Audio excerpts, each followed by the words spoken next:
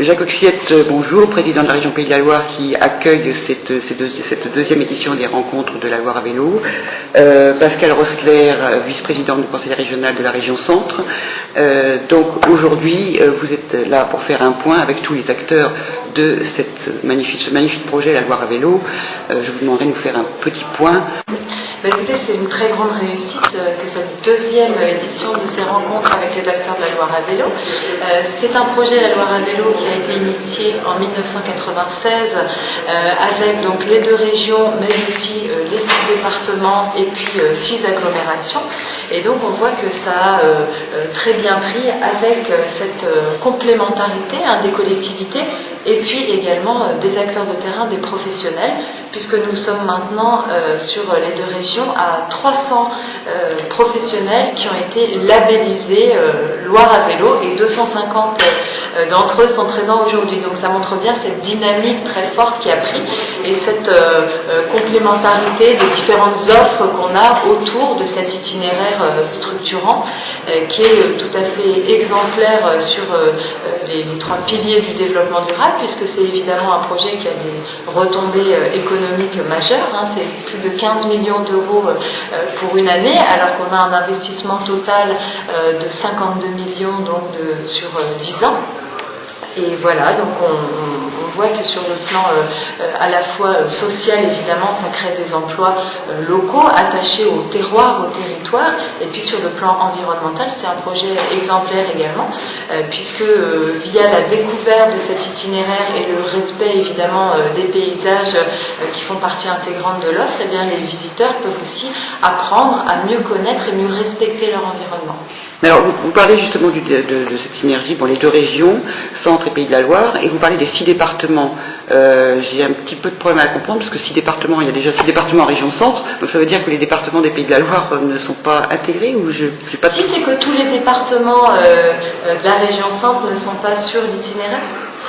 La Loire ne passe pas en Mayenne, donc pour l'instant pour notre région, on ne parle pas non plus en Vendée, quoi. Donc, mais au-delà de votre question géographique, n'est-ce pas, effectivement, les départements, c'est les départements qui investissent directement et s'impliquent pour mettre en œuvre cet itinéraire qui est compliqué, n'est-ce pas, dans certains domaines, et qui sont parfois à la fois financeurs et maîtres d'ouvrage, dans le cadre des politiques touristiques ou d'aménagement qui sont les leurs. Mais au-delà de votre question, c'est aussi le fait qu'au-delà de la Loire à vélo et donc de la bande des 5 km qui entourent la Loire, c'est aussi le souci de faire en sorte, par les responsables et les professionnels du tourisme, de faire en sorte que la Loire irrigue aussi les activités touristiques pour les autres départements et qu'il y ait des connexions, des liaisons qui permettent effectivement aux touristes non seulement de découvrir la Loire à vélo, mais également de découvrir les autres sites, y compris parfois en vélo, y compris parfois en train, puisque on a vu ce matin que la dimension du train était un élément très important,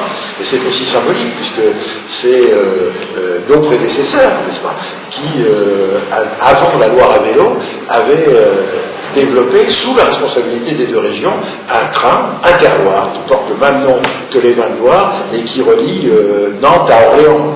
Donc, si on peut dire en pleine mutation, je dirais un petit peu des territoires, vous êtes en avance puisque vous dépassez les limites administratives finalement. Je crois que tout le monde est conscient qu'on a besoin de limites et de limites administratives qui sont utiles pour le fonctionnement des institutions, mais qui en aucun cas doivent être un frein à des réflexions plus larges. Et là, qu'est-ce qui nous préoccupe? C'est l'attractivité de nos territoires, leur préservation aussi, parce que dans cette attractivité, on concilie la mise en scène d'un patrimoine aussi bien historique qu'un patrimoine naturel, et puis aussi patrimoine gastronomique, patrimoine viticole.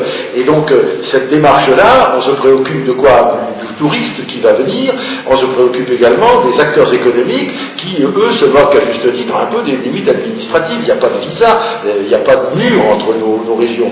Et donc, c'est pas si simple de faire cela, ça paraît naturel. Je ne dis pas que nous sommes des héros, des démarches exemplaires, mais de considérer que la Loire et les touristes se moquent des limites administratives, elles sont utiles pour l'action. La preuve, c'est que les collectivités locales, aussi bien les deux régions que les départements, que les agglomérations, sont utiles par rapport à cela. Et à un moment, et c'est ce que suggérait un petit peu votre question, où on met en cause l'utilité, ou l'existence même des structures de la République, les institutions de la République dont nous faisons partie, on démontre là que les structures ne travaillent pas pour elles-mêmes, mais elles travaillent pour faire en sorte que le développement et l'attractivité de leur territoire, et notamment pour lier plaisir, puisque quand on vient faire la Loire à vélo du monde entier ou de nos régions, on y vient pour un moment de plaisir, un moment de loisir. Eh bien, plaisir, loisir, ça rime aussi avec économie, protection de l'environnement et valorisation du patrimoine. Quand on a la chance d'avoir ça entre les mains, à côté de nous, pour les deux régions, je crois que tous les acteurs qui se sont mobilisés, puisque les régions ne sont que des facilitatrices en la matière, ce qui compte en la matière, c'est l'implication de toute une chaîne d'activités économiques et humaines, puisqu'il y a aussi, et l'enquête l'a montré, l'attente des visiteurs, des voyageurs, puisqu'ils vont se déplacer, c'est aussi d'avoir une référence en matière de qualité d'accueil, de sécurité en matière de déplacement, et donc c'est aussi une marque de la région, de nos régions, Val-de-Loire, que de pouvoir avoir cette référence de qualité d'accueil sur un site qui est tout à fait exceptionnel. Mais justement, c'est quand même bien opportun. On parle maintenant, dans votre bouche, on entend la région Val-de-Loire. On n'entend plus la région Pays de la Loire ou la région. On entend une région Val-de-Loire. Enfin, pardon, nous ne sommes pas sur la construction de nouvelles structures administratives. Il y en a non, mais il y a une vraie intelligence collective qui se met en Pour coopérer, pour avoir des projets, il n'y a pas besoin de modifier les limites administratives. Il y a tout simplement à avoir envie de travailler ensemble, ce qui est le cas ici, ça prend du temps, et il faut aussi que nos équipes à l'intérieur de nos collectivités puissent avoir cette logique-là. Il y a souvent naturellement des logiques de boutique ou des logiques sectorielles. Il faut que la volonté politique s'impose à l'ensemble des acteurs, mais il n'y a pas besoin de mettre une structure supplémentaire. On en a déjà assez. On a la mission Val-de-Loire qui est un opérateur en la matière. On a le parc qui est aussi un opérateur. Et puis on a d'autres structures sur l'ensemble du territoire. Donc pas de structure, mais la volonté de coopération, de mettre en commun une volonté. Ensuite, elle est portée par des structures existantes. Notre rôle, c'est pas de faire, c'est plutôt de faire avec et de faire faire. Madame Roessler, parlez-nous un petit peu de l'avenir de ce circuit de la Loire à vélo, parce que certes, il existe depuis un certain temps, mais il est en permanente évolution.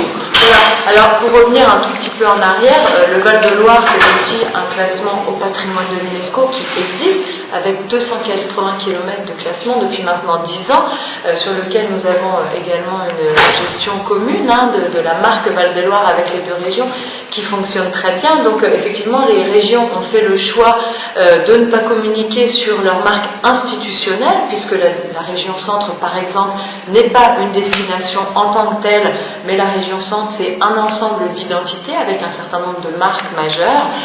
C'est le cas du Berry, c'est le cas de la Touraine, c'est le cas du Val-de-Loire. Donc il y a des marques qui sont partagées, qui sont interrégionales, et cette interrégionalité fonctionne très bien.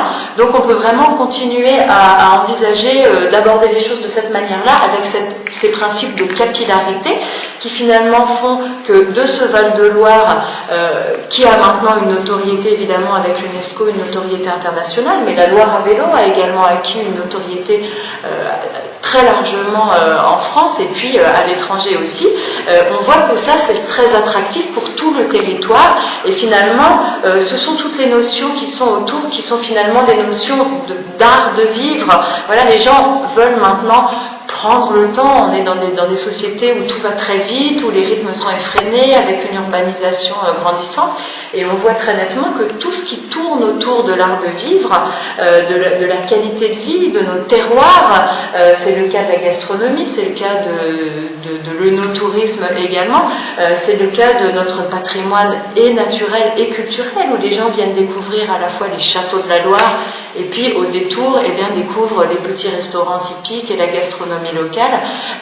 Donc voilà, c'est tous ces aspects-là sur lesquels on est en train de développer des produits en cohérence autour de cette Loire à vélo qui est l'axe structurant de nos territoires. Bien, je vous remercie. On voit que ce n'est pas fini, la Loire à vélo. Il y a encore des chantiers. Ah oui, mais il y a surtout beaucoup de travaux encore actuellement en cours pour l'année 2011 qui vont permettre d'élargir encore ce circuit-là, de le sécuriser.